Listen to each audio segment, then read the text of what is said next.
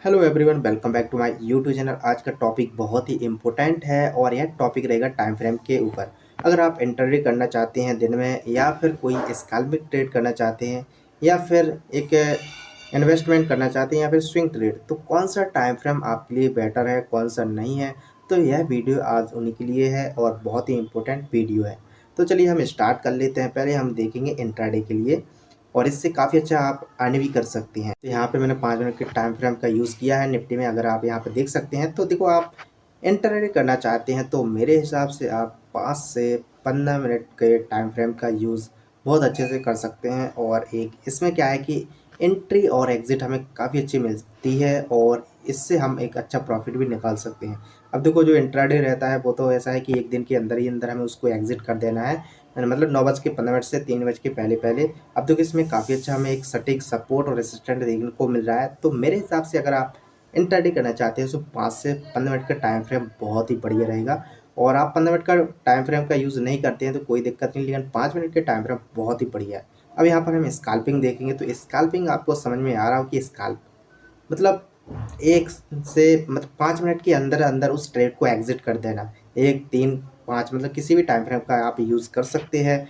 यहाँ पर जो ट्रेड रहती है वो बहुत ही आसान रहती है स्कैल्पिंग ट्रेड में, लेकिन देखो, लॉस होने के भी काफ़ी ज़्यादा चांस होते हैं, क्योंकि मार्केट में लिक्विडिटी अगर आ जाए तो बहुत ज़्यादा लॉस भी हम देखने को मिलते हैं। अब देखो, डिपेंड ये भी करता है कि मार्केट ब्रेकआउट देता है या फिर नहीं, या फिर उसी रेंज में मूवमेंट करता है, तो स्कैल्पिंग ट्रेड के ऊपर डिपेंड करेगा। अगर आप स्कैल्पिंग करते हैं तो एक बड़ी लॉट के साथ करें, ताकि आप जल्दी प्रॉफिट निकाल सकें और जल्दी से एग्जिट हो सके, नहीं तो लॉस हो सकते हैं ज़्यादातर। जो तीसरी रहेगी हमारी स्विंग ट्रेडिंग। तो स्विंग से समझ में आ रहा है कि एक मतलब 1 वीक के पहले पहले आपको वो ट्रेड एग्जिट करना है। 3 से 4 दिन उस आप ट्रेड को होल्डिंग कर सकते हैं, उसके बाद उस ट्रेड को आपको एग्जिट करना है। तो इसके लिए जो बेस्ट टाइम फ्रेम रहेगा वो रहेगा 15 से 1 घंटे का टाइम फ्रेम। तो मेरे हिसाब से आप 15 से 1 घंटे का टाइम फ्रेम कोई भी यूज़ कर सकते हैं। स्विंग ट्रेड के लिए एक बहुत ही अच्छा टाइम फ्रेम है, जिससे आप काफ़ी अच्छा प्रॉफिट भी निकाल सकते हैं। इससे हमें सटीक अच्छा सपोर्ट और रेसिस्टेंट भी देखने को मिलता है, क्योंकि हम एक वीक के लिए जा रहे हैं, आगे के लिए जा रहे हैं, आगे की सोच के। तो ये बहुत बढ़िया है कि 15 से 1 घंटे का टाइम फ्रेम आप यूज़ कर सकते हैं। देखो, आप स्विंग ट्रेडिंग करेंगे तो आपके वो फंडामेंटली एनालिसिस के ऊपर भी डिपेंड रहेगा, कितनी आपकी क्रेजी एनालिसिस है, किस तरीके से मार्केट मूवमेंट करेगा, तो आप उसको भी एनालिसिस कर लें। और हमारा जो चौथा रहेगा वो रहेगा हमारा कि आप कोई भी ट्रेड है 15 से 20 दिन के लिए होल्ड करना चाहते हैं, तो फिर आपके लिए ज़्यादा से ज़्यादा बेटर रहेगा कि डेली टाइम फ्रेम या फिर 1 घंटे का टाइम फ्रेम यूज़ करें। क्योंकि 15 से 20 दिन जो ट्रेड होल्ड रहेगी वो काफ़ी ज़्यादा कहलाएगी एक होल्डिंग रखना, और वो आपकी एनालिसिस के ऊपर भी डिपेंड करेगा। क्योंकि देखो, अगर आप एक कोई भी एक फ्यूचर में जाना चाहते हैं, होल्ड करना चाहते हैं, तो आपको फंडामेंटली एनालिसिस बहुत ज़रूरी है। कोई भी स्टॉक्स के आप फंडामेंटल एनालिसिस कर सकते हैं, तो आप कोई भी टाइम फ्रेम का यूज़ करें, डेली या फिर 1 घंटे का। मतलब दोनों में हमें अच्छी एक्यूरेसी मिलेगी, और एक आगे जो ट्रेड है वो भी एक अच्छी एक्यूरेसी के साथ रहेगी, और हमारा प्रॉफिट भी अच्छा देखने को हमें मिलेगा। तो यहाँ पे आप यूज़ कर सकते हैं डेली टाइम फ्रेम या फिर 1 घंटे का टाइम फ्रेम।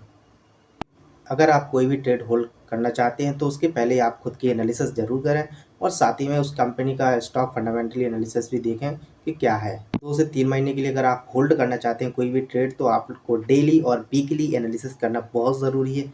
क्योंकि डेली और वीकली में जो हमारा रहेगा वो भी काफ़ी अच्छी एक्यूरेसी रहेगी, 80-90% एक्यूरेसी रहेगी। और जो 2 से 3 महीने जब हम कोई भी पोजीशन को होल्ड रखते हैं तो वो काफ़ी लंबी ट्रेड भी जाती है। और अगर हम एक एंट्री एग्जिट का ध्यान ना रखें और हम अपनी एनालिसिस के ऊपर ध्यान रखें, तो काफ़ी ज़्यादा लॉस भी हमें यहाँ पर देखने को मिलते हैं। तो बहुत ज़रूरी है आप यहाँ पर डेली और वीकली एनालिसिस कर सकते हैं। अब 2 साल के लिए अगर हम कोई भी होल्ड रखना चाहते हैं पोजीशन, तो आप यहाँ पर मंथली का यूज़ कर सकते हैं, मंथली टाइम फ्रेम का यूज़, या फिर वीकली चार्ट का भी यूज़ कर सकते हैं।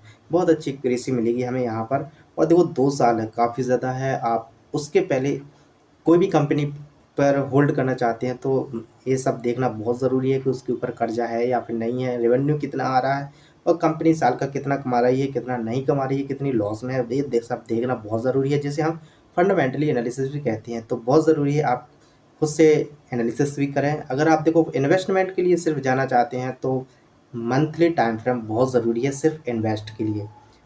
अगर आप एक लॉन्ग में जाना चाहते हैं, सिर्फ इन्वेस्ट, तो आप मंथली टाइम फ्रेम का यूज़ कर सकते हैं।